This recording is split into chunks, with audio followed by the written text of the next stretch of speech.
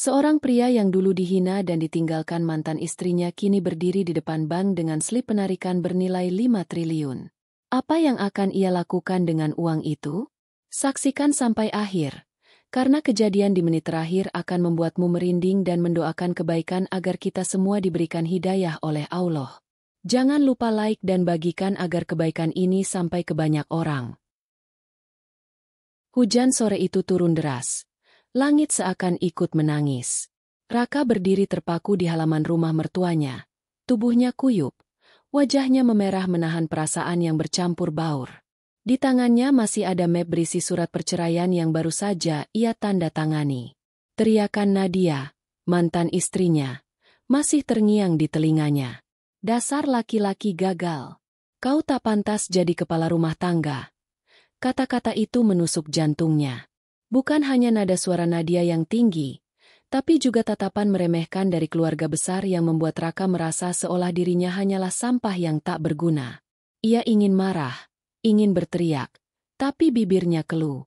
Hanya air hujan yang bercampur air mata menetes di pipinya. Waktu itu Raka tidak punya apa-apa. Pekerjaan sebagai buruh harian hanya cukup untuk makan sehari-hari. Itu pun seringkali kurang. Sepeda motornya sering mogok. Kontrakan mereka bocor setiap hujan, dan semua itu dijadikan bahan hinaan. Nadia melepaskan cincin pernikahannya di depan semua orang dan melemparkannya ke tanah. Aku tidak mau hidup miskin seperti ini. Cari saja perempuan yang bisa tahan hidup sengsara. Suasana hening sejenak. Hanya suara hujan yang memecah udara. Hati Raka serasa diremukan. Ia mengambil cincin itu perlahan, menggenggamnya erat-erat. Bukan karena ia ingin mempertahankan pernikahan yang sudah di ujung tanduk, tetapi karena cincin itu satu-satunya simbol masa lalu yang pernah ia perjuangkan mati-matian. Raka tidak menyalahkan siapa-siapa, tapi rasa malu menusuknya seperti pisau. Di dalam dirinya, ada suara yang berkata, mungkin benar aku gagal. Mungkin aku memang tak pantas bahagia. Hari-hari setelah perceraian itu menjadi neraka bagi Raka. Tetangga berbisik-bisik setiap ia lewat. Ada yang berkata kasihan, ada pula yang mengejek. Laki-laki tak bisa menghidupi istri, pantas saja ditinggal, bisik salah satu tetangga. Kata-kata itu lebih menyakitkan daripada luka fisik. Di malam-malam sepi, Raka duduk sendiri di teras kontrakannya yang gelap. Lampu bohlam redup menggantung di atas kepala. Ia menatap langit yang tak berbintang dan berkata lirih, "Ya Allah! Kenapa semua ini terjadi? Apakah aku seburuk itu? Beri aku kekuatan agar tidak hancur." Suaranya bergetar, matanya basah, tapi tidak ada yang mendengarnya. Raka mulai mengasingkan diri. Ia jarang keluar rumah kecuali untuk bekerja. Setiap pulang, ia langsung mengurung diri. Ia takut bertemu orang, takut mendengar komentar yang semakin menjatuhkan mentalnya. Namun di lubuk hatinya yang paling dalam, ada secercah tekad yang belum padam. Ia masih percaya bahwa Allah tidak meninggalkannya. Suatu malam, setelah seharian dipermalukan oleh teman kerjanya yang mengetahui kabar perceraiannya, Raka terduduk lama di musola kecil dekat kontrakan.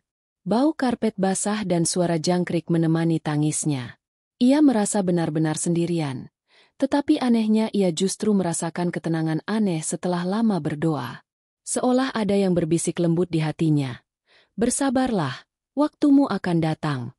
Sejak malam itu, ada bara kecil yang mulai menyala dalam diri Raka. Luka itu masih dalam, tetapi ia mulai merasakan dorongan untuk bangkit. Bukan untuk membuktikan pada Nadia atau siapapun, tetapi untuk membuktikan pada dirinya sendiri bahwa ia mampu. Hari-hari pertama setelah malam ia menangis di musola menjadi titik balik bagi Raka. Setiap subuh, ia mulai bangun lebih awal. Awalnya tubuhnya terasa berat. Mata masih bengkak karena kurang tidur. Tapi ada dorongan kuat dari hatinya. Di keheningan fajar, ia duduk bersimpuh di atas sajadah lusuh. Suara adzan dari masjid jauh terdengar sayup, membawa ketenangan yang menembus dinding dadanya. Raka mulai membiasakan diri sholat 5 waktu dengan tepat waktu. Namun yang paling istimewa baginya adalah sholat malam. Setiap pukul 2 dini hari, ia bangun, membasuh wajah dengan air wudhu yang dinginnya menusuk tulang. Ia sujud lama, memohon kepada Allah dengan suara yang kadang bergetar menahan tangis. Ya Allah, aku hanyalah hamba MU yang lemah. Aku tidak punya siapa-siapa lagi. Jika Engkau biarkan aku sendiri, aku hancur. Tunjukkan jalan MU, kuatkan hatiku. Doanya lirih. Air mata menetes, membasahi sajadah. Malam demi malam, doa itu menjadi kebiasaan. Ada saat ia hanya duduk lama setelah sholat, menatap kosong, membiarkan kesedihan keluar bersama tangisnya. Lambat laun, rasa hancur di hatinya mulai berubah menjadi keteguhan. Ia membaca Al-Quran setiap selesai sholat. Ayat-ayat tentang kesabaran, tentang orang-orang yang diuji, seolah berbicara langsung kepadanya. Ia merenung, mungkin semua hinaan yang ia terima bukan untuk menjatuhkannya, tapi untuk mengajarinya bahwa manusia tidak bisa menggantungkan harga diri pada penilaian orang lain, hanya pada ridho Allah. Di siang hari, meski pekerjaannya berat, ia mulai merasakan kedamaian baru. Saat dipanggil, si gagal, oleh teman kerja, ia hanya tersenyum tipis.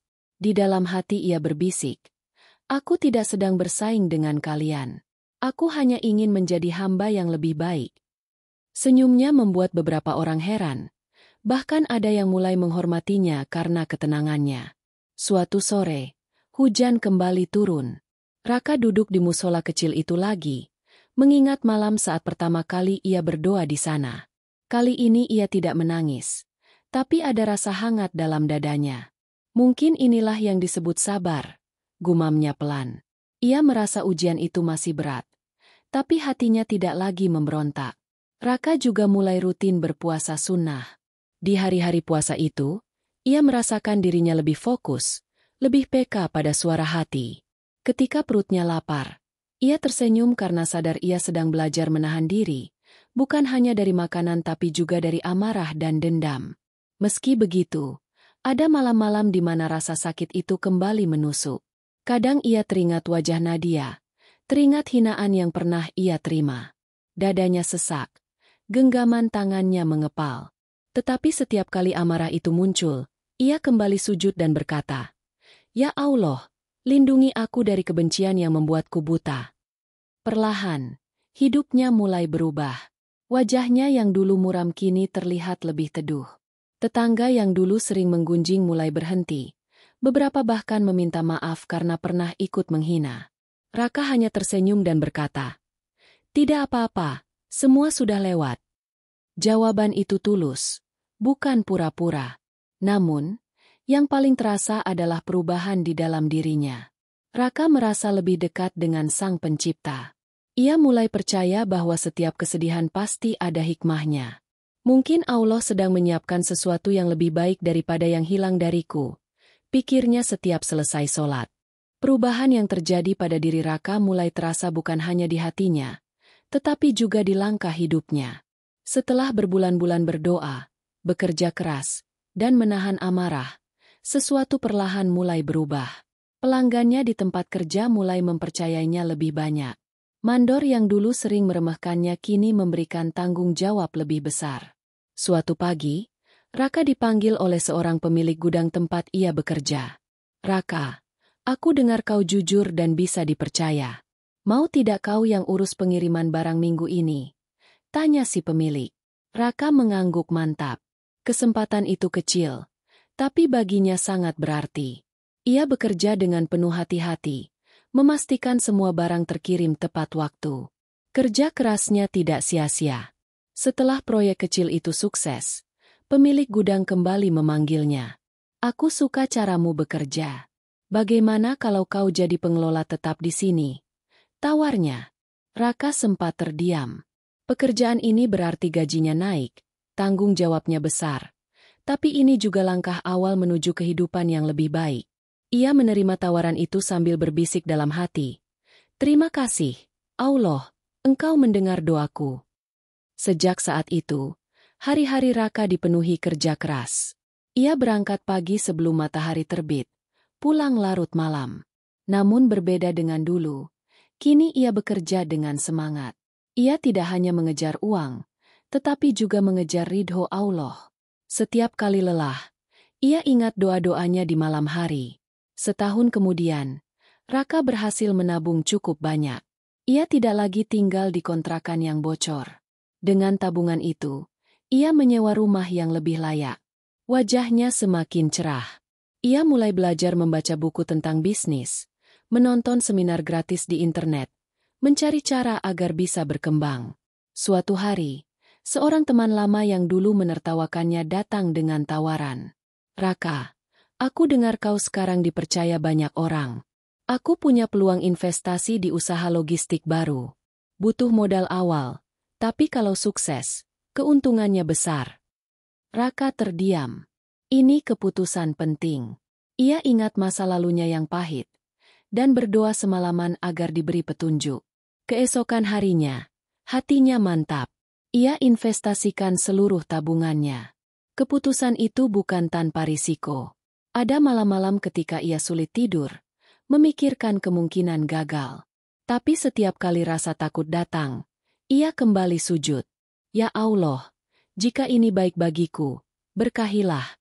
Jika buruk, jauhkanlah. Bulan-bulan berlalu dengan penuh ketegangan.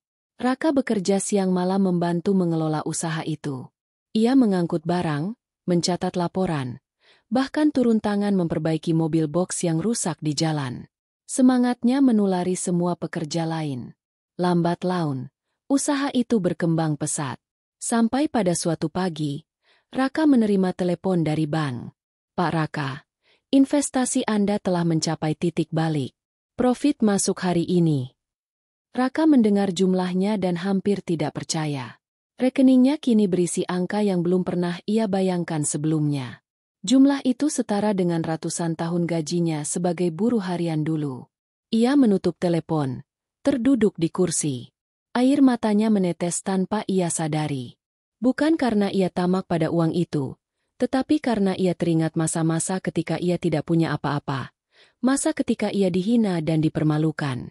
Dalam sujud syukur, ia berbisik, "Terima kasih, Allah. Ini bukan hanya rezeki. Ini jawaban atas doaku selama ini." Malam itu, Raka pergi ke musola kecil tempat ia dulu menangis sendirian. Ia duduk lama, menatap sajadah. "Aku dulu datang ke sini dengan hati hancur. Kini aku datang dengan hati penuh syukur," ucapnya.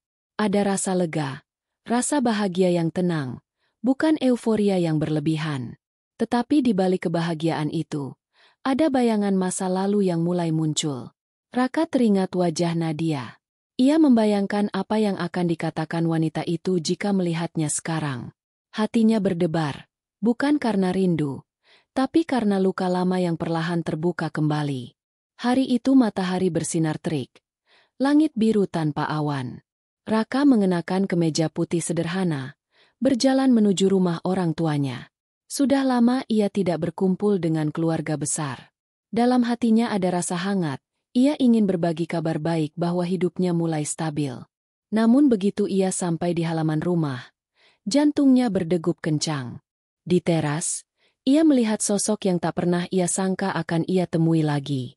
Nadia, mantan istrinya, wanita yang dulu membuatnya terpuruk, duduk di kursi dengan wajah santai. Waktu seolah berhenti. Udara terasa berat. Raka menarik napas panjang, mencoba mengendalikan gejolak di dadanya. Tapi setiap langkah mendekat, ingatan masa lalu menyeruak teriakan, hinaan, tatapan merendahkan. Semuanya kembali seperti luka yang belum sembuh. "Raka?" Suara itu memanggilnya. Nadia berdiri, senyumnya tipis, seolah tidak pernah terjadi apa-apa. "Lama sekali ya kita tidak bertemu," katanya ringan, seolah mereka hanya teman lama yang berpisah sebentar. Raka mengangguk pelan. "Iya," jawabnya singkat. Ia menatap mata wanita itu, mencari tanda penyesalan, tapi yang ia temukan justru tatapan meneliti, seolah menilai dari ujung rambut hingga kaki. "Wah, kau kelihatan berbeda sekarang. Sudah bisa beli baju bagus rupanya," ucap Nadia sambil tertawa kecil. Nada suaranya terdengar seperti pujian, tapi ada sisa nada meremehkan yang membuat dada Raka mengeras. Keluarga di sekitar mencoba mencairkan suasana, mempersilakan mereka duduk. Percakapan berlanjut, Tapi setiap kata dari mulut Nadia terasa menusuk. Dulu aku pikir kau tidak akan pernah berubah. Ternyata bisa juga ya kau naik sedikit kelas. Ucapnya sambil menyilangkan kaki. Raka menggenggam tangannya erat di bawah meja, berusaha menahan diri. Bagian dalam dirinya ingin membalas ucapan itu. Ingin berkata bahwa ia bukan lagi pria yang dulu dihina. Namun ia teringat malam-malam ketika ia memohon kekuatan kepada Allah. Ia mencoba tersenyum. Alhamdulillah, semua karena pertolongan Allah, jawabnya pelan. Tetapi senyum itu tidak membuat Nadia berhenti. Aku hanya berharap kau tidak kembali jatuh. Dunia ini kejam, kau tahu itu, katanya sambil mengaduk minumannya. Ucapan itu memicu sesuatu di dada Raka. Seperti bara yang tiba-tiba disiram minyak. Ia mengingat hari ketika Nadia melempar cincin pernikahan mereka. Ketika ia ditinggalkan dalam kehinaan. Ada dorongan dalam dirinya untuk menunjukkan bahwa ia sudah jauh berbeda. Bahwa ia bukan lagi laki-laki yang bisa diremehkan. Pertemuan itu berakhir tanpa pertengkaran. Tapi hati Raka bergemuruh. Dalam perjalanan pulang, ia mengendarai motornya lebih cepat dari biasanya. Angin sore menghantam wajahnya. Namun tidak mampu mendinginkan amarah yang membara. Sesampainya di rumah, ia duduk terdiam lama. Pikirannya bercampur aduk. Mengapa aku masih merasa kecil di hadapannya? Padahal aku sudah bangkit, sudah berjuang sejauh ini. Gumamnya. Ia merasa seperti kembali ke titik nol. Malam itu, ia tidak bisa tidur. Di atas sajadah, ia menunduk lama. Ya Allah, aku ingin ikhlas. Tapi mengapa hatiku masih sakit? Mengapa setiap kata-katanya seperti racun? Doanya lirih, tetapi air matanya jatuh lagi. Namun kali ini ada sesuatu yang berbeda. Bukan hanya rasa sakit, tapi juga muncul dorongan kuat di dalam dirinya. Aku harus buktikan bahwa aku bisa. Bukan sekadar bangkit, tapi berdiri tegak. Hatinya bergetar. Keputusan mulai terbentuk. Malam itu Raka tidak bisa tidur. Bayangan wajah Nadia terus menari-nari di pikirannya. Kata-kata merendahkan itu seperti gema yang tak berhenti. Di satu sisi, ia ingin mengabaikan semua itu dan tetap tenang. Di sisi lain, ada suara dalam dirinya yang berkata, "Sudah cukup kau dipandang rendah. Tunjukkan siapa dirimu sekarang." Ia duduk di ruang tamu, lampu dipadamkan, hanya ditemani cahaya dari jalan. Pikirannya berputar cepat. Tabungannya kini tidak lagi ratusan juta, bukan lagi miliaran. Jumlahnya kini menyentuh angka yang bahkan ia sendiri dulu tak pernah berani bayangkan. Raka menggenggam ponselnya erat. Jantungnya berdetak cepat. Bagaimana jika ku tarik semuanya? Bagaimana jika dunia tahu bahwa aku bukan lagi Raka yang dulu? Gumamnya. Pagi itu, ia berangkat ke bank dengan pakaian rapi, kemeja hitam dan celana bahan. Wajahnya serius, langkahnya mantap. Sesampainya di bank, satpam menyapanya dengan sopan. "Ada yang bisa dibantu, Pak?" "Aku ingin menarik seluruh saldo di rekeningku," jawab Raka tegas. Petugas bank yang mendengarnya sempat terdiam. "Maaf, Pak, jumlahnya sangat besar. Apakah Anda yakin?" Raka mengangguk. "Saya yakin. Saya ingin semuanya ditarik tunai. Hari ini." Proses panjang pun dimulai. Pihak bank memanggil manajer cabang. Mereka mengonfirmasi identitas, meminta tanda tangan berlapis-lapis, hingga akhirnya menyatakan proses penarikan bisa dilakukan. Namun karena jumlahnya fantastis, mereka harus mendatangkan truk pengangkut uang dari pusat. Berita itu cepat menyebar di antara karyawan bank. Bisik-bisik mulai terdengar. "Siapa orang itu?" Katanya dia tarik beberapa triliun. Suasana bank yang biasanya tenang kini berubah tegang. Nasabah lain ikut menoleh, mencoba melihat siapa pria berwajah dingin yang duduk di kursi tunggu itu. Raka duduk diam, menunduk. Dalam hati ia berzikir, mencoba menenangkan diri. "Ya Allah, jika langkah ini salah, beri aku tanda. Jika benar, mudahkan jalannya." Keringat dingin membasahi tengkuknya, tapi tatapannya tetap tajam. 2 jam kemudian, truk pengangkut uang datang. Petugas keamanan keluar masuk membawa koper-koper besar. Raka berdiri. Semua mata tertuju padanya. Beberapa orang mengeluarkan ponsel, merekam momen itu. Manajer ban mendekat dengan wajah serius. Pak Raka, ini nominal yang akan Anda terima. Apakah benar sesuai? Raka melihat angka itu di layar. Jantungnya berdebar keras, tetapi bibirnya mengucap pelan. Ya, sesuai. Tangannya menandatangani dokumen terakhir. Saat koper-koper berisi uang itu diletakkan di hadapannya, suasana hening. Petugas ban memandangnya dengan campuran kagum dan heran. Raka menatap tumpukan uang itu lama, lalu menarik napas dalam-dalam. Ia tidak langsung membawanya pulang. Sebaliknya, ia meminta pihak ban mengantarnya dengan kendaraan pengawal. Perjalanan pulang itu terasa seperti film. Warga yang melihat iring-iringan truk dan mobil pengawal berbisik-bisik, mencoba menebak siapa yang begitu kaya hingga membawa pulang uang tunai sebanyak itu. Sesampainya di rumah, koper-koper itu diturunkan dan disusun di ruang tamu. Raka berdiri di tengah-tengahnya, memandangi uang yang memenuhi hampir seluruh ruangan. Bau kertas uang bercampur dengan aroma kayu rumahnya. Dadanya terasa sesak.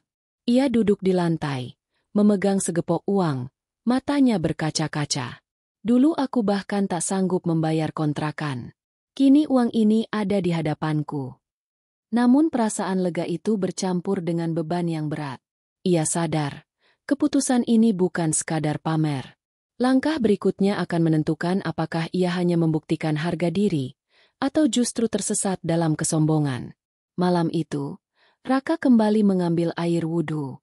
Di antara koper-koper itu, ia sholat 2 rakaat. Setelah sujud terakhir, ia menatap langit-langit rumah sambil berbisik. Ya Allah, tunjukkan aku jalan. Aku tidak ingin salah melangkah. Keesokan paginya, suasana di kampung Raka berubah drastis. Truk pengangkut uang yang kemarin datang masih menjadi bahan pembicaraan di warung kopi. Para tetangga berkerumun, membicarakan hal yang sama berulang kali. Kau lihat kemarin? Truknya sampai 2, penuh uang. Aku kira hanya pejabat yang bisa begitu, kata seorang bapak sambil menyeruput kopi. Aku juga lihat. Itu pasti miliaran, atau malah triliunan. Sahut yang lain dengan mata berbinar. Desas-desus menyebar cepat. Ada yang mengira Raka menang lotre internasional. Ada pula yang berspekulasi bahwa ia mendapat warisan besar. Sebagian kagum, sebagian iri, sebagian lagi takut. Nama Raka kini jadi perbincangan seantero kampung. Di rumahnya, Raka duduk di ruang tamu, dikelilingi koper-koper uang yang kini tersusun rapi. Udara di rumah terasa berbeda. Ada aroma kemenangan, tapi juga tekanan. Ia bisa merasakan tatapan mata orang-orang yang kini memandangnya dengan cara baru, bukan lagi si miskin yang dulu dihina, tapi pria kaya yang bisa mengguncang satu desa. Siang itu, beberapa tetangga datang. Ada yang sekadar ingin melihat. Ada pula yang berusaha akrab setelah dulu sering meremehkannya. Wah, Raka, hebat sekali sekarang. Suksesmu membuat kami bangga, kata seorang tetangga yang dulu paling nyinyir. Raka hanya tersenyum tipis. Ia tahu kalimat itu setengahnya hanya basa-basi. Tidak lama kemudian, mobil mewah berhenti di depan rumah. Wartawan turun membawa kamera. Pak Raka, kami dengar Anda baru saja menarik uang dalam jumlah fantastis. Apa benar? Tanya mereka sambil mengulurkan mikrofon. Raka terdiam sejenak. Kamera-kamera merekam wajahnya yang datar. Ya, benar. Uang itu hasil kerja keras saya selama ini. Jawabnya tenang. Jawaban itu cukup untuk membuat berita malam hari dipenuhi dengan nama Raka. Tayangan televisi menampilkan iring-iringan truk uang, disertai judul besar, pria misterius tarik triliunan tunai. Malam itu, rumah Raka seperti dikepung rasa penasaran. Orang-orang berdiri di luar pagar, ingin mengintip. Beberapa ada yang mencoba mengambil foto dari jauh. Raka hanya berdiri di balik jendela, memandangi mereka. Di dadanya ada rasa bangga, tapi juga beban. Apakah ini yang benar-benar aku inginkan? Bisiknya dalam hati. Di tempat lain, Nadia pun mendengar kabar itu. Ponselnya dipenuhi pesan dari teman-temannya. "Nat, itu mantanmu kan? Kaya raya sekarang." Pesan itu membuat Nadia terdiam lama. Malam itu ia memandang dirinya di cermin. Wajahnya tampak pucat. Ada penyesalan samar di matanya, tapi juga gengsi yang menahan lidahnya untuk mengakui kesalahan masa lalu. Sementara itu, semakin banyak orang datang menawarkan kerjasama bisnis, meminta sumbangan, bahkan ada yang memohon utang. Telepon Raka tidak berhenti berdering. Ada rasa bangga karena kini ia yang menentukan, bukan lagi dipandang rendah. Namun di sisi lain, dadanya terasa sesak. Ia sadar, uang itu bukan sekadar angka, tapi ujian. Malam harinya, Raka kembali duduk di ruang tamu. Semua koper uang masih di tempatnya. Ia menatap tumpukan itu lama, lalu berdiri, berjalan mondar-mandir. Nafasnya berat. Apakah aku akan biarkan uang ini membuatku sombong? Atau aku lakukan sesuatu yang lebih besar? Gumamnya. Ia lalu membuka jendela rumah. Angin malam masuk membawa suara bisik-bisik tetangga dari kejauhan. Raka menutup matanya, mencoba mendengarkan isi hatinya sendiri. Dan di saat itu, ia merasakan sebuah dorongan kuat bukan sekadar mempertahankan harga diri, tapi melakukan sesuatu yang akan mengguncang semua orang sekaligus. Malam itu terasa panjang, seperti waktu enggan bergerak. Raka duduk di ruang tamu yang penuh koper uang, memandangi tumpukan kertas bernilai triliunan rupiah. Bau khas uang itu memenuhi udara, menimbulkan sensasi yang aneh di dada. Di satu sisi, ia merasa seperti pemenang. Di sisi lain, dadanya terasa berat, seperti sedang menanggung sesuatu yang jauh lebih besar daripada beban hidupnya dulu. Bayangan wajah Nadia kembali hadir di kepalanya. Senyum tipisnya, nada suaranya yang meremehkan, tatapan yang membuatnya dulu merasa tak berharga. Raka menggenggam tangannya kuat-kuat. Andai dia melihatku sekarang, pikirnya. Di sudut hatinya, ada bisikan yang terdengar semakin keras. Tunjukkan padanya, Raka. Biar dia tahu rasa. Biar dunia tahu kau bukan lagi si pecundang yang dulu dihinanya. Ia berdiri, mondar-mandir di tengah ruangan. Setiap langkah membuat lantai kayu berderit, seolah ikut bicara dengan hatinya. Dadanya naik turun, napasnya berat. Ada bayangan balas dendam yang tiba-tiba terasa manis. Membayangkan wajah Nadia yang kaget melihat semua ini membuatnya hampir tersenyum. Namun di saat yang sama, ingatan malam-malam panjangnya kembali menyeruak. Malam-malam ketika ia sujud lama, menangis sendirian di musola, memohon agar hatinya tidak dipenuhi kebencian. Ia teringat bagaimana dulu ia berkata kepada Allah, "Jadikan aku hamba-Mu yang kuat, bukan yang pendendam." Ingatan itu membuat senyumnya hilang. Ia duduk kembali, menunduk dalam-dalam. Tangannya menutup wajahnya. "Ya Allah," bisiknya lirih. "Aku takut. Takut kebencian ini membutakan hatiku. Takut aku menjadi sombong karena uang ini." Air mata mengalir tanpa ia sadari. Raka bergegas mengambil wudhu. Air dingin membasuh wajahnya, membuat hatinya sedikit tenang. Ia menunaikan sholat 2 rakaat. Sujudnya lama. Tapi kali ini doanya berbeda. "Jika Engkau ingin aku membalas, bimbinglah agar aku membalas dengan cara yang Engkau ridho. Jika Engkau ingin aku memaafkan, lembutkan hatiku agar aku bisa melakukannya tanpa dendam." Usai sholat, ia duduk bersandar di dinding, memandangi koper-koper di sekitarnya. Malam semakin larut, namun matanya tetap terbuka. Ada pertempuran yang tak kasat mata terjadi di dalam dirinya. Bagian dari dirinya ingin menunjukkan kekuatan, bagian lainnya ingin tetap rendah hati. Keesokan harinya, ia mencoba beraktivitas seperti biasa. Namun dimanapun ia pergi, orang-orang terus menatapnya. Ada yang kagum, ada yang iri, ada yang mendekat hanya untuk mengambil foto. Semua perhatian itu membuat dadanya semakin panas. Ia merasa seolah-olah seluruh dunia menunggunya mengambil langkah berikutnya. Sore hari, ia kembali ke musola kecil tempat ia dulu pertama kali menangis. Ia duduk lama di sudut ruangan. Bau karpet yang familiar membuat hatinya terenyuh. "Aku dulu datang ke sini sebagai pecundang," gumamnya. Sekarang aku datang dengan semua mata memandangku. Apa yang harus kulakukan? Ya Allah! Hatinya bergetar. Dalam keheningan itu, ia merasa seperti mendapatkan jawaban. Ujian terbesar bukan ketika ia miskin, tetapi ketika ia punya segalanya. Bukan ketika ia dihina, tetapi ketika ia punya kesempatan untuk membalas. Ia pulang dengan wajah yang lebih tenang, tetapi matanya tetap tajam. Ada api yang kini lebih terarah. Malam itu, ia kembali duduk di ruang tamu, kali ini dengan pena dan kertas. Ia mulai menulis rencana. Setiap coretan terasa seperti melepaskan sebagian bebannya. Pagi itu, suasana rumah Raka berbeda. Tidak ada lagi gelisah seperti malam-malam sebelumnya. Wajahnya terlihat tenang, namun sorot matanya menyala.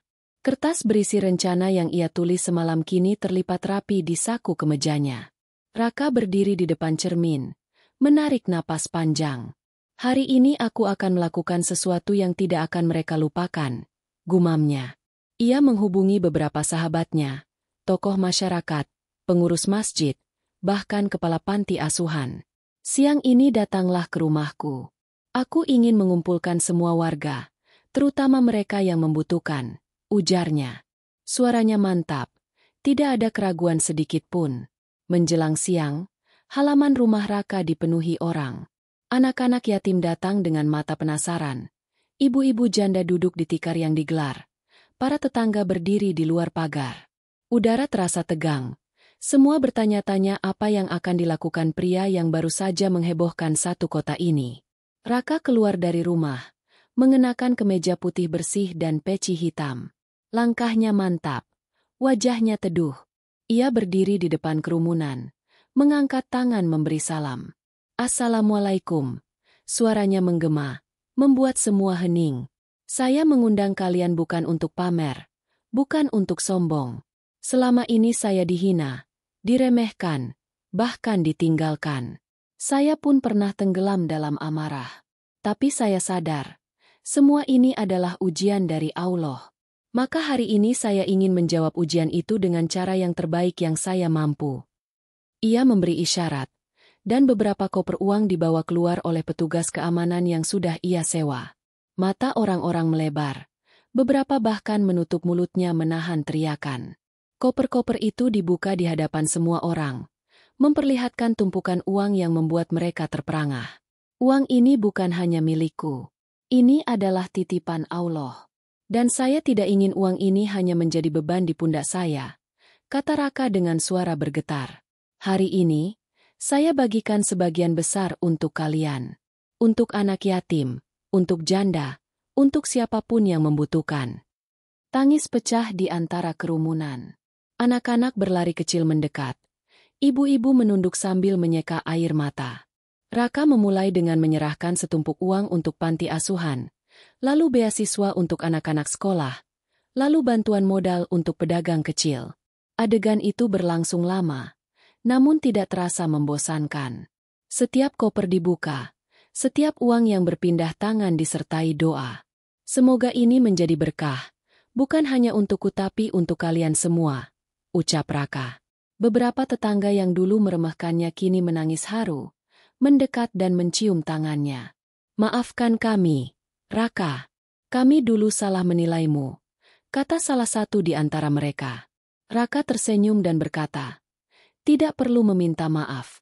Semua ini sudah menjadi bagian dari jalan hidup kita. Di antara kerumunan, beberapa wajah tampak kagum, beberapa terlihat malu, dan sebagian benar-benar terharu. Wartawan yang hadir merekam semuanya, dan tayangan ini langsung menjadi viral di media sosial.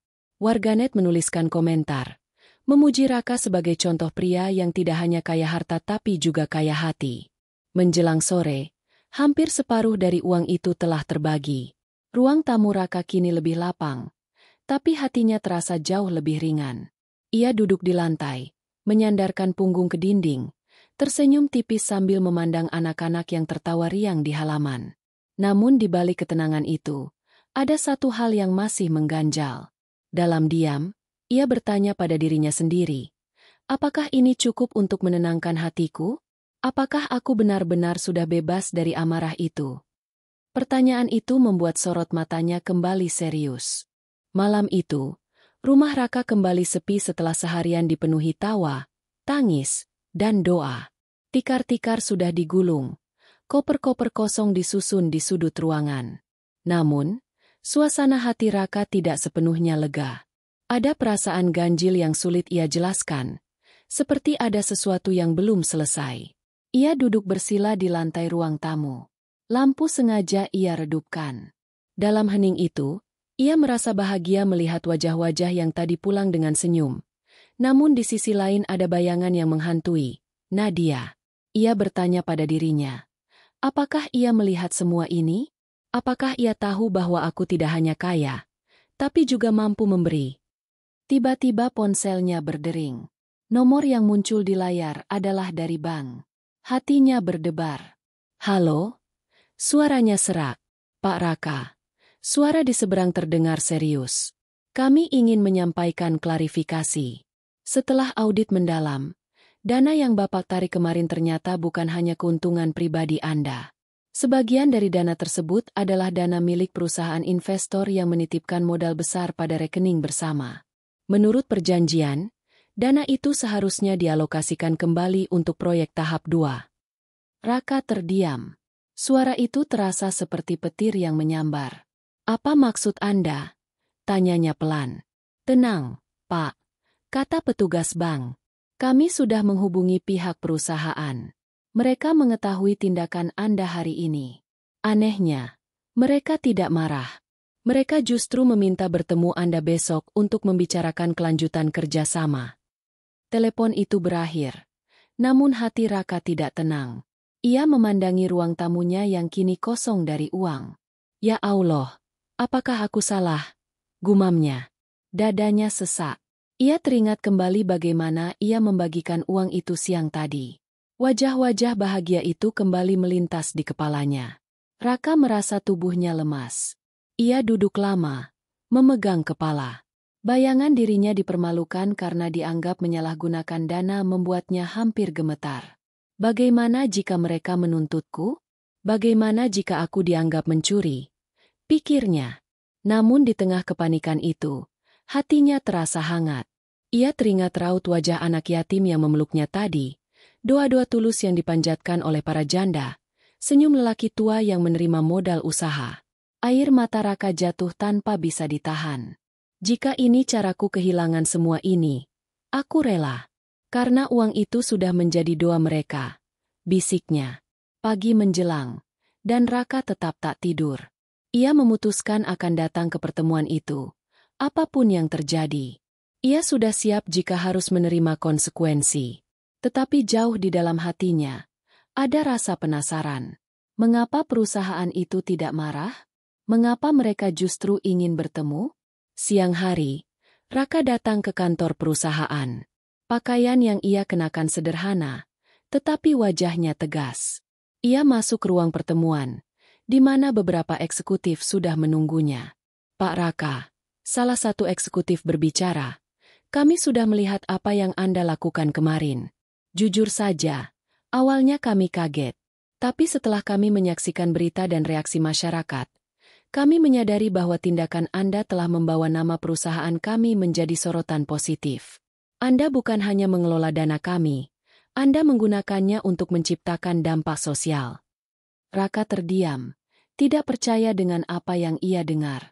Kami memutuskan, lanjut eksekutif itu, untuk memberikan Anda kontrak eksklusif. Kami akan menambah modal investasi Anda. Jumlahnya jauh lebih besar dari yang Anda tarik kemarin. Raka menutup mata sejenak. Ada rasa syukur yang luar biasa menyeruak dalam dadanya. Ya Allah, bisiknya dalam hati. Engkau tidak hanya menegurku, tapi juga memberiku kesempatan kedua.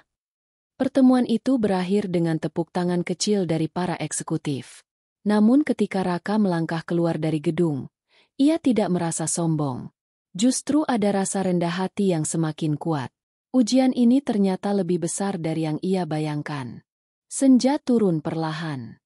Langit berwarna jingga keemasan, seakan melukis suasana hati Raka yang kini lebih lapang. Di teras rumahnya, ia duduk sendirian, menatap jalanan yang perlahan sepi. Pikiran tentang pertemuan di kantor masih membekas.